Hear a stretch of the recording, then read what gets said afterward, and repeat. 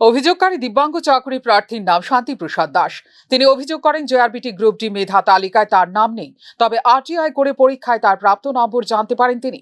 শান্তিপ্রসাদ দাসের অভিযোগ, সংশ্লিষ্ট পরীক্ষায় 42% নম্বর পাবার পরেও মেধা তালিকায় তার নাম নেই, যেখানে তার চেয়ে অনেক কম মার্কস পেয়ে চাকরির অফার পেয়েছে বেশ কয়েকজন চাকরি প্রার্থী। সরকারি চাকরি প্রদানের ক্ষেত্রে তার প্রতি কেন সংশ্লিষ্ট দপ্তর বঞ্চনা করেছে, সেই মোক্ষম প্রশ্ন ছুড়ে দেন দিব্যাঙ্গ চাকরি প্রার্থী শান্তিপ্রসাদ দাস। এসসি সম্প্রদায়ভুক্ত দিব্যাঙ্গ শান্তিপ্রসাদ দাস ব্যাপক ক্ষোভের সঙ্গে জানান, বহুদিন ধরে সরকারি চাকরির জন্য পরিশ্রম করে প্রস্তুতি নিয়েছেন তিনি। তার কাছে দিব্যাঙ্গ সার্টিফিকেট সহ দরকারি সমস্ত সরকারি কাগজপত্র রয়েছে, তবে কেন নিয়মের ভিত্তিতে তার সঙ্গে এই ধরনের বঞ্চনা ও অনিয়ম সংগঠিত হয়েছে, সেই নিয়ে সরকার ও জেআরবিটির কাছে জবাব চান চাকরি বঞ্চিত প্রার্থী শান্তিপ্রসাদ দাস।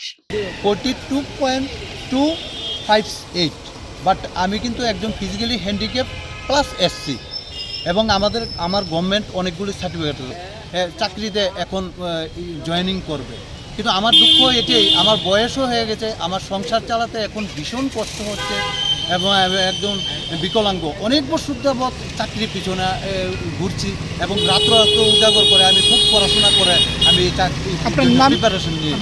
আমার নাম শান্তিপ্রসাদ দাস। জেআরবিটি গ্রুপটি মেধা তালিকা নিয়ে আগেই বিভিন্ন মহল থেকে অভিযোগ সামনে উঠে এসেছে। সংশ্লিষ্ট মেধা তালিকা নিয়ে অসন্তোষ প্রকাশ করেছে রাজ্যের বিভিন্ন বিরোধী রাজনৈতিক দল। রাজ্য সরকার যেখানে দাবি করছে সম্পূর্ণ স্বচ্ছতা মেনে সরকারি চাকরি দেওয়া হচ্ছে, সেখানে একজন দিব্যাঙ্গ চাকরি বঞ্চিত প্রার্থীর এমন চাঞ্চল্যকর সত্য সামনে আসায় স্বভাবতই মেধা তালিকা নিয়ে উঠছে নানান প্রশ্ন, যার উত্তর সরকার ও জেআরবিটিকেই দিতে হবে বলে সচেতন মহলের বক্তব্য। Bureau Report, News Now.